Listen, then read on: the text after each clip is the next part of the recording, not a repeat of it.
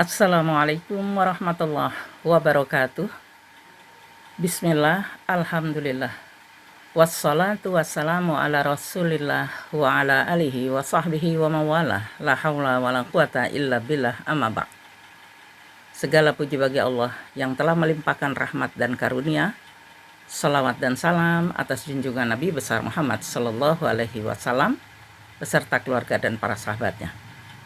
Saudara-saudaraku seiman, pada kesempatan yang berbahagia ini saya akan menyampaikan, kalau kita ambil materi temanya menghidupkan Al-Quran dalam kehidupan.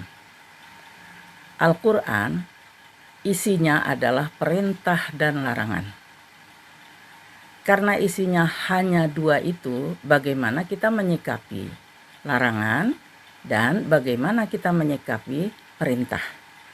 Di dalam Al-Quran, di dalam surat At-Tahrim, kita diperintahkan oleh Allah, yaitu yang ayat yang ke-6, perintah Allah yang bunyinya, A'udzubillahi minasyaitonirrajim, ya ayyuhalladzina amanu qu anfusakum wa ahlikum nar. Nah, di sini adalah isi Al-Quran perintah. Yang kita lihat perintah dulu ya, ibu-ibu jamaah, saudara seiman. Di sini Allah memerintahkan supaya orang-orang yang beriman itu bisa memelihara, harus memelihara, dan wajib memelihara diri dan keluarga. Itulah tugas orang beriman. Inilah orang-orang yang beriman yang dapat perintah dari Allah, supaya keimanannya itu bisa menahan diri, bisa memelihara dirinya, dan juga iman itu bisa memelihara keluarganya. Tentunya kita harus tahu iman yang bagaimanakah yang dapat, yang mampu memelihara diri atau keluarga dari siksaan api neraka yang bagaimana ini. Tentunya iman di sini iman yang disertai ilmu ya, saudaraku seiman.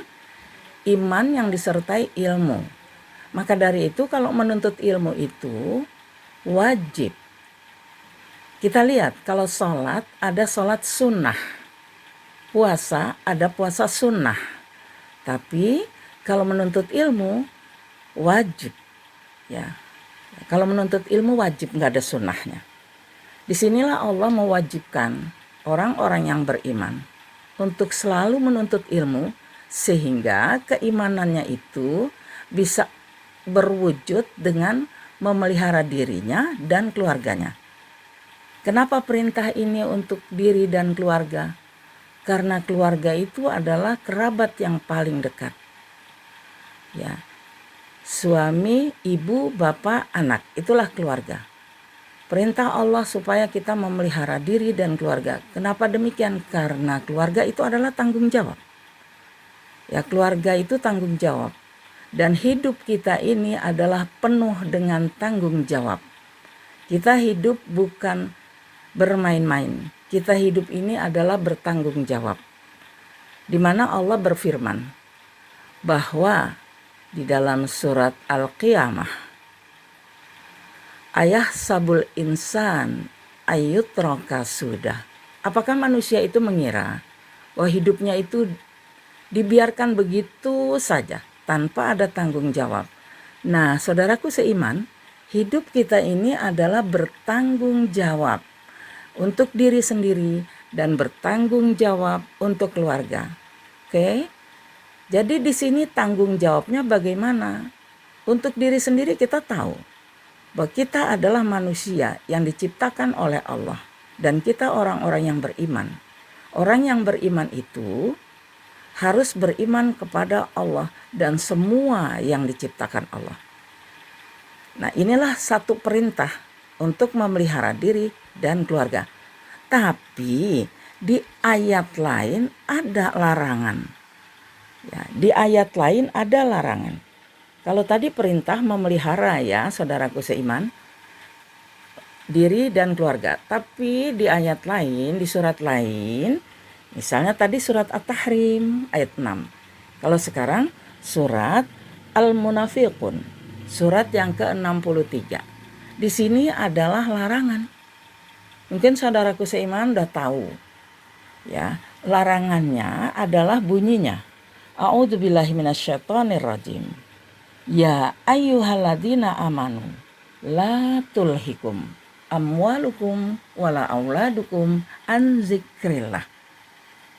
Di sini orang yang beriman dilarang. Tadi surat At-Tahrim ayat 6, orang beriman itu diperintah menjaga diri dan keluarga. Kalau di sini surat Al-Munafiqun, orang beriman dilarang. Apa isi larangannya? Isi larangannya adalah, wahai orang yang beriman, jangan kamu dikalahkan, jangan kamu disibukkan, jangan kamu diperbudak oleh harta dan anak-anakmu. Amwalukum wala auladukum.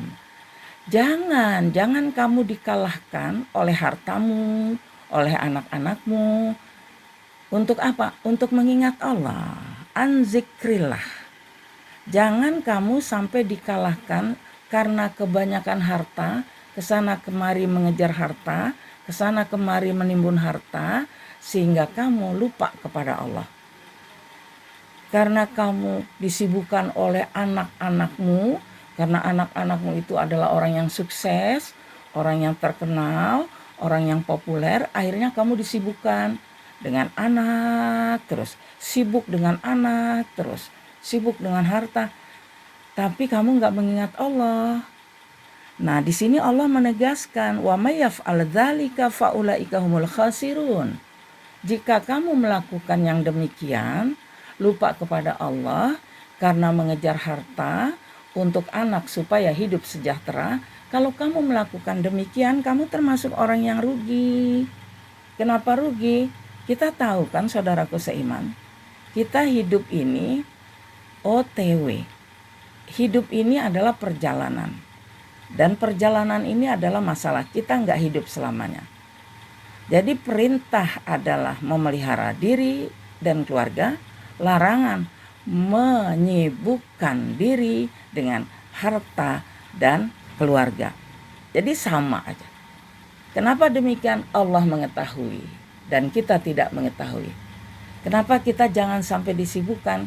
Karena ada satu hari yang harta kita dan anak-anak kita itu nggak bermanfaat, saudaraku seiman, nggak bermanfaat.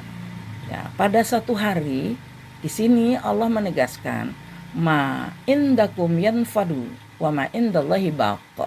Apa yang ada pada kamu lenyap, termasuk harta, termasuk anak-anak, dan apa yang dari Allah, apa yang punya Allah itu, yang kamu keluarkan untuk Allah karena beriman kepada Allah, itulah yang akan kekal.